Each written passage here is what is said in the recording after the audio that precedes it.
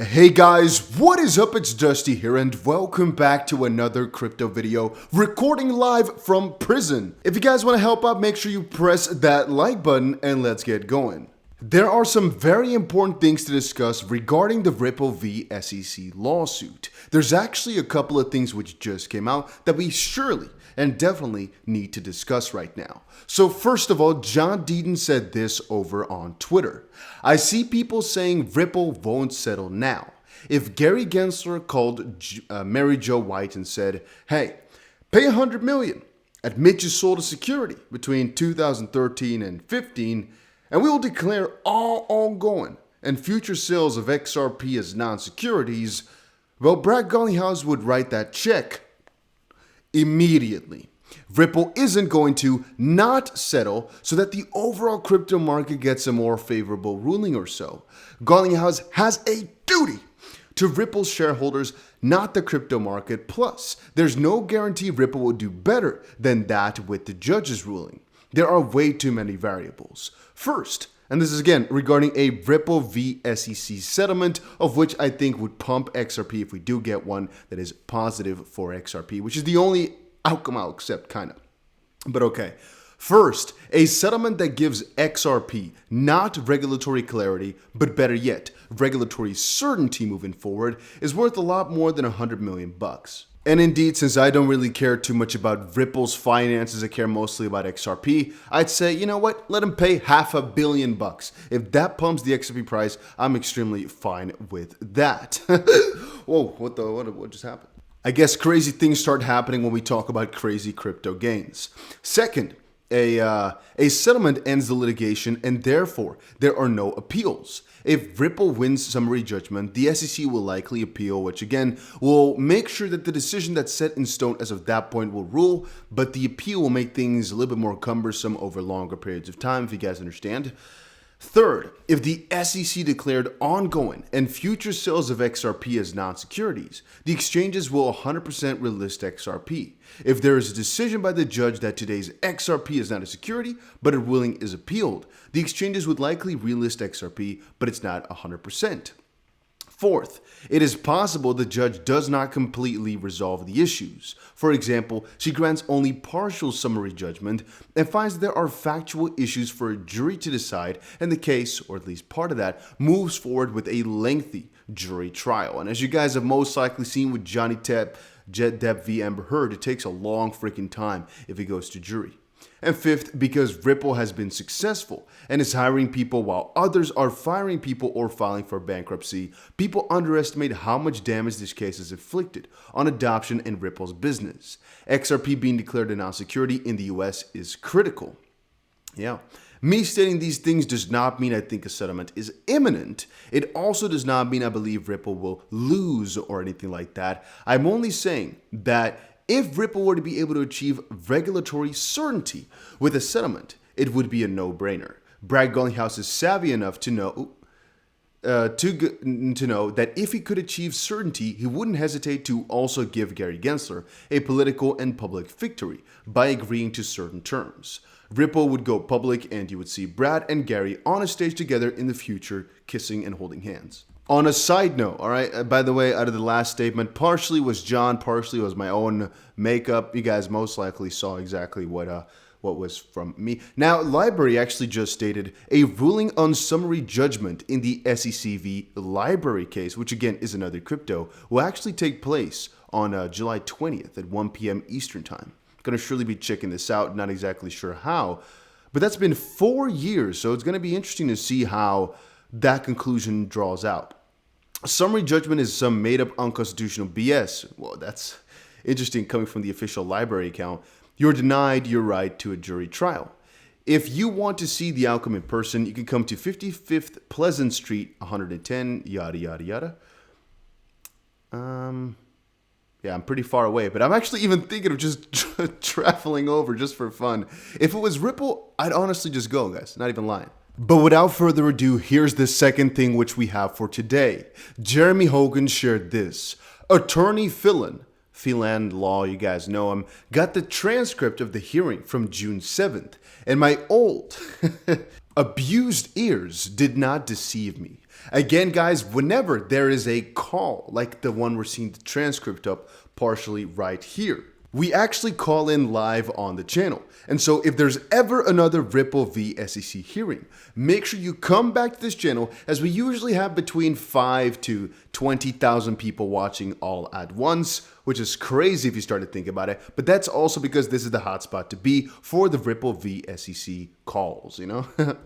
The SEC attorney really did say that Hinman's speech, all right, of the SEC provided the market SEC guidance. The gambit has completely fallen apart for the SEC in regards to the fair notice defense. So if you guys don't remember, one of Ripple's most important defenses is the fair notice one, meaning that the SEC did not really tell Ripple or the public, hey, we think you're doing something wrong, so you're going to be sued if you don't, close up, switch up, or at least let you know that you're doing something wrong to a certain degree.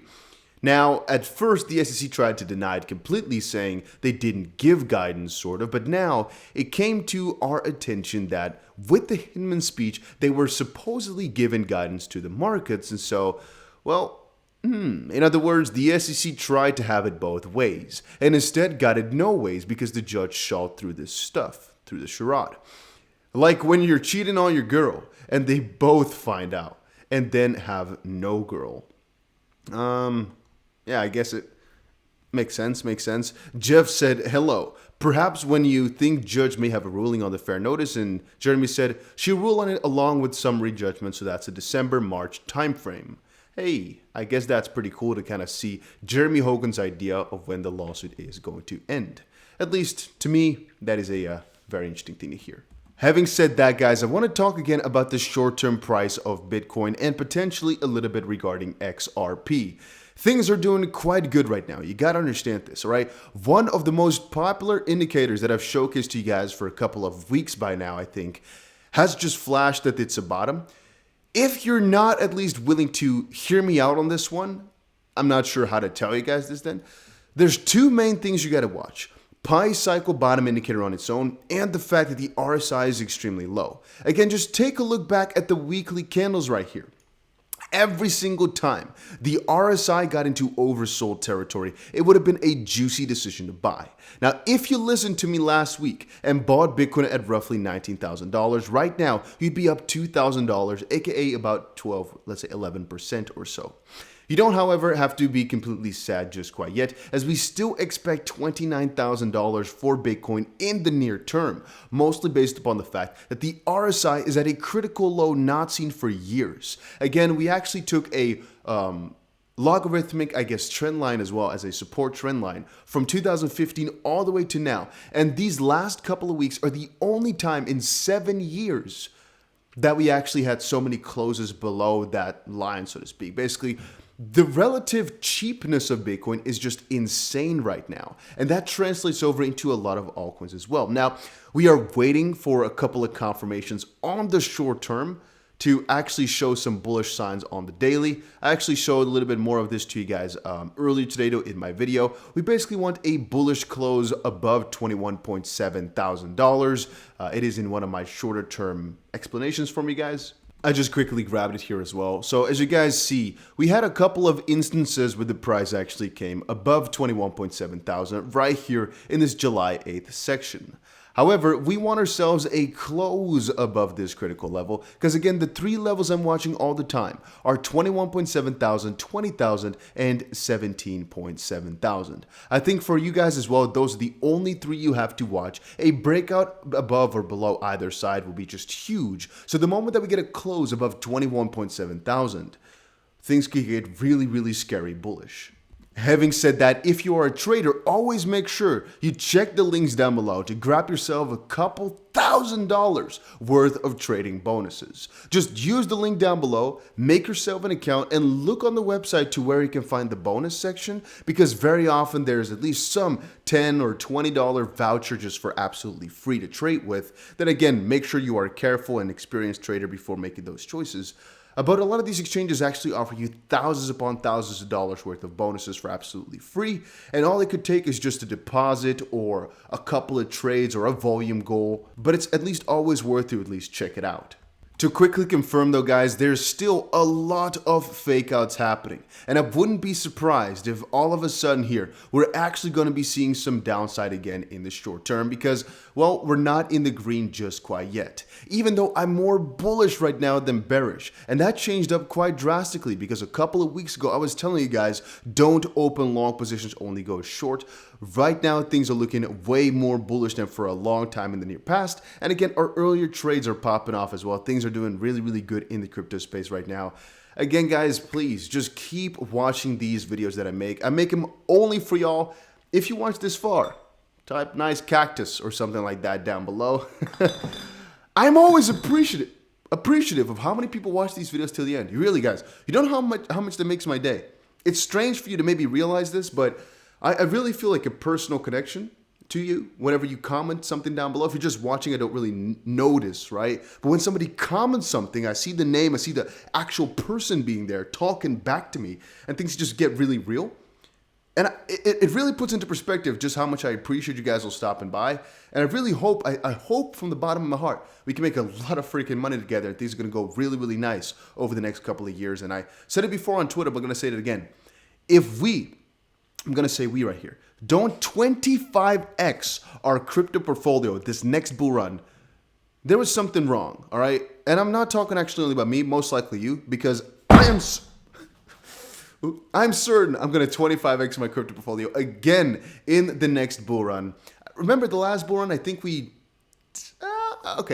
actually the 2017 bull run, I think I 100x my portfolio. I think maybe even 200x. And then in 2021, I'm not going to lie, I kind of caught on slowly because I kept thinking, no, it's fake, until it was rather late. But we had a lot of those 100x gems, right? And that did extremely well. And I also got more into the just the private investing, let's call it like that.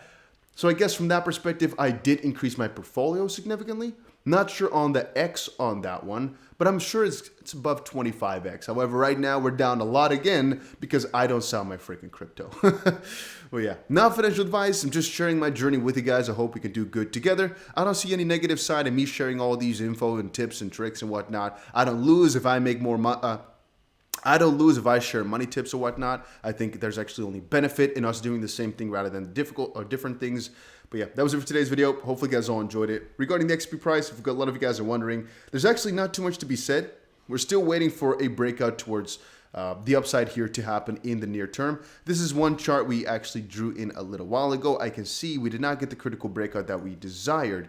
We actually got ourselves a little fake out as well. I think, however, we can extrapolate this a little bit to see the similar sort of pattern actually still continue on.